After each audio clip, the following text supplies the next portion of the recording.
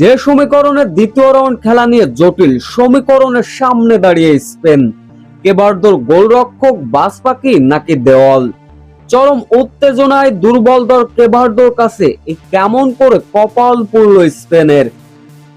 স্পেনের শুরুর একাদশে রাখা হয়নি স্পেনের তরুণ তুর্কি ফুটবলার লামিন ইয়ামালকে। ম্যাচের শুরু থেকেই একবারের বিশ্ব চ্যাম্পিয়ন নিজেদের দখলে বল রেখেছিল। ম্যাচের ৩৫ মিনিটের জোরালো আক্রমণে যায় স্পেন। দূরপাল্লা শট, সেটাকে রুখে দিয়ে সেভ করে দলকে বাঁচালেন কেবার্দের গোলরক্ষক। ২ মিনিট যেতে না যেতেই আবারও পাল্টা আক্রমণে স্পেন। বুলেট গতির শট, সেইখান থেকে গোলবারে গিয়ে লাগলো। গোলবার থেকে ফিরে গিয়ে ২১ নম্বর জার্সিতে ফুটবলার হেড করলেন, সেটাকে অবশ্য সেভ করলেন কেবার্দের গোলরক্ষক, যেন দেয়াল হয়ে দাঁড়াচ্ছিলেন বারবার। প্রথমার্ধের শেষ ভাগে আবারও আক্রমণে যায় স্পেন।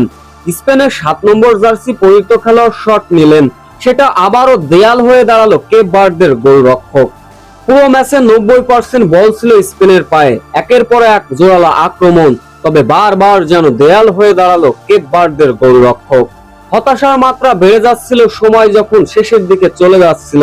স্পেন গোল দেবার জন্য মরিয়া হয়েছিল, অন্য প্রান্তে স্পেনকে রুখে দিতে মরিয়া হয়ে উঠেছিল কেবার্দো। ৭০ মিনিটের ঘটনা, তখন মাঠে অন্তর্ভুক্ত করা হলো নবীন তুর্কি লামিন ইয়ামালকে। ম্যাচের খেলা বদলেছে, দৃশ্যপটও বদলে দিয়েছেন, তবে স্পেনের একের পর এক আক্রমণ রুখে দিচ্ছিল কেবার্দোর গোলরক্ষক।